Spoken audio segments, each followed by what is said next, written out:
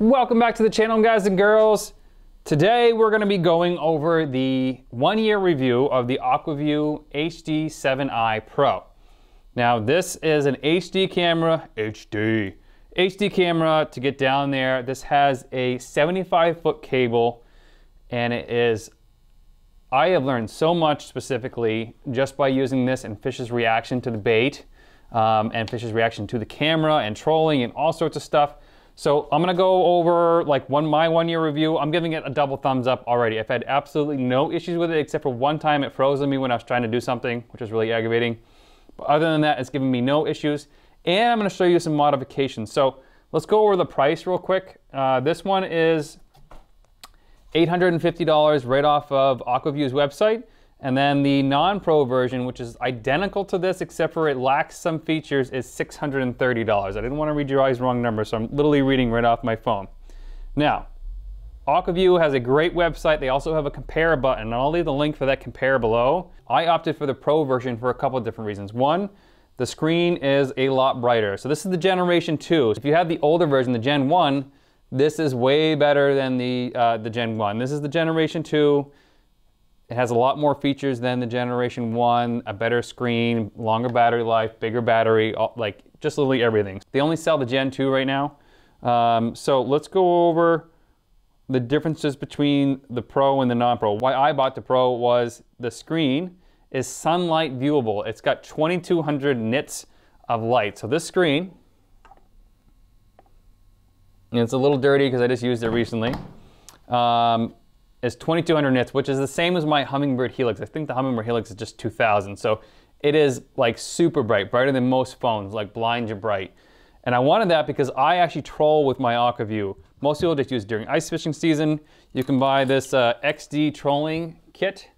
I know that's clear and probably hard to see, but basically this snaps on the bottom and this snaps on top. And there's a small little cable release on there for that. And I'll leave the link for all of this stuff below, and the positioner that I use. I don't use the electronic positioner, I just use the manual one. It's a little easier.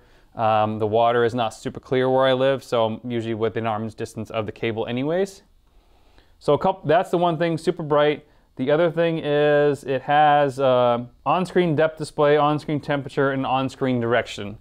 And if you want to see why the on-screen direction is super helpful, I'm going to leave a link for a video below on how to use underwater cameras. Because a lot of people just like throw it down there, they get frustrated and they just return them or sell them on Craigslist or Facebook because it's not as intuitive as a cell phone camera. All these cameras need light, and that is like the main issue with ice fishing where it's dark down there. So I'm going to show you guys some footage right now. I'm going to start with the footage that I filmed at the beginning of the year, which was brook trout in about 5 feet of water in crystal clear water. Yeah. Let me show you that right now. Oh, here's a trout. Oh, here they are. Here they are, hold on.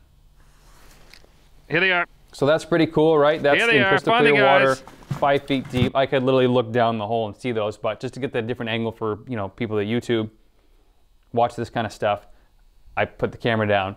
Number 2 is going to be some lake trout in about 20 feet of water on Lake Winnipesaukee. Ooh, there's a lake 20 right to there. 25 feet of water. There's a lake These lake right trout there. kept coming up and sniffing the bait that we had and eating the chum we had, but not eating anything else. So that's super cool footage. That's in 25 feet of water. I also have footage that I'm going to show you right now of me trolling with it during the summer of lake trout just literally everywhere on top of this hump on Winnipesaukee. And this is about 50 feet of water. And the cable goes up about 30 feet of water depending on how fast I was going with the trolling motor. So I'm going to let that footage kind of speak for itself.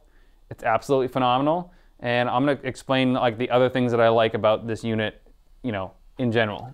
That footage is incredible. Let me show you what I like about the unit. One is the camera quality is just fantastic. I have the Micro Revolution 5.0 Pro, and this is HD. It's literally just so much better than like a little SD footage.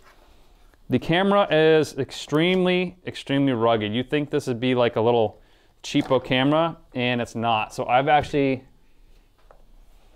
bashed that camera. There's scratches all over it when I troll with it. Sometimes I bash into rocks. The IR lights underneath are super bright and actually really help you with night fishing. I thought I recorded some burbot fishing with this past winter, but apparently I just missed recording it. for some reason, so that's really nice. The one thing I do have to say is the unit is pretty heavy. For those people that are on foot, I used to be on foot, now I have the Snow Dog. It is a heavy unit for sure, and I've actually upgraded it to a Dakota lithium battery, so this is one of the modifications that I've done, and I'll show you how I did that. Basically, let me turn the unit off, there's 4 screws right there, and what I did was I replaced the battery, which is a 9 amp hour battery, with a 10 amp hour battery lithium ion, which is like half the weight. And then I ran a little pigtail out of that so I can charge that with a Dakota lithium charger. And 2, I can, if this battery starts to die, when I'm out filming or something like that, I actually bring a car battery with me so I can plug that in there and I can run this for hours and hours and hours, and I can actually like run it off my Snow Dog battery if I needed to, just to get that extra footage for you guys. So the clarity is super great. The direction on this one is not necessary. The screen brightness is not necessary if you're just going to ice fish and you have a hub or a flip over or something like that where you can block the sunlight. This little screen protector here is great. Screen protector slash like sunscreen's really good. It also has a little light sensor here to dim and change the screen. There's a bunch of settings that you can touch in there if you want to. I've never really messed with any of them except for turning the infrared lights on, which fish don't seem to be bothered by. And actually Cusk or Burbot actually seem to be really attracted by it. They'll come up and like bump the camera and stuff. So let me show you how I film. This is an AverMedia Plus 2, and this is basically an HDMI recorder. So it's HDMI in, HDMI out, and it's for like gaming people. So what I do is I put Velcro on that on the back, and then I put Velcro on the back of this, and I just mount that to there. Run my HDMI cord out of the back of this into this, and it's got a little SD card in there up to like 128 gig, I think. And then I run a little battery pack, one of these Anchor battery packs that you can like power your phone with. I Velcro that to there in the wintertime and power that AverMedia. That will give me like, I think I can film for like 5 or 6 hours without touching the battery, without doing anything.